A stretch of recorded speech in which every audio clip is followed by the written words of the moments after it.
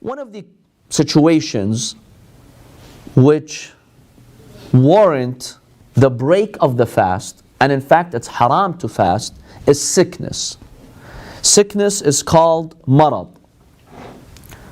Any type of illness that is impacted by the fast to a point where you are experiencing harm, then one cannot fast. Now, there are different types of scenarios of your sickness and health being impacted by fasting. Sometimes you are already sick, right? It's not like if you fast you're gonna get sick. You're already sick. But by fasting, your sickness will intensify or progress. That is a situation where you cannot fast. Sometimes your sickness will not intensify, but it will be prolonged. Meaning, if this person is experiencing an illness, to recover from that illness you need a week on average if you take the proper food and medication. If you fast, it's going to take 2 weeks to recover. You can't fast. Because prolonging sickness that's detrimental to your health, this is not allowed in the religion of Islam. You can't prolong a sickness on yourself by fasting. And of course, the obvious example is, you're not sick right now. Right now you're healthy. But if you fast, you will get sick. Obviously that's avoided. So consider all these different scenarios. It's not that the person says, if I fast, I'm going to get sick. That's an obvious example.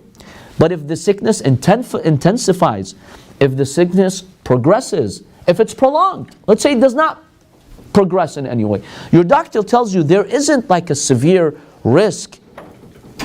If you fast, instead of recovering in a week, you're going to recover in 2 weeks, but you'll recover. Prolonging the sickness is not allowed. So in all of these instances, fasting is not something that one is able to do. Now, what if the fast weakens you? It does not make you sick, but it weakens you. You feel weak, you feel kind of fatigued. Scholars have mentioned if that weakness and that fatigue is to the point where it's unbearable, then you can break your fast. But if it's bearable, but very difficult, you have to handle it. Remember, with fasting, there's a sacrifice that you're making. Fasting in itself comes with a difficulty, and I think sometimes people forget that. Fasting does come with difficulty. As long as the difficulty is bearable, you have to handle it. If it's not a sickness, of course, it's not doing damage to your health. It's just difficulty. But if the difficulty is generally unbearable, it's to the point where it just shuts down your activities, you can't do anything, it's just unbearable for you to continue like that, in that case, yes, you're allowed to break your fast. Yes, brother.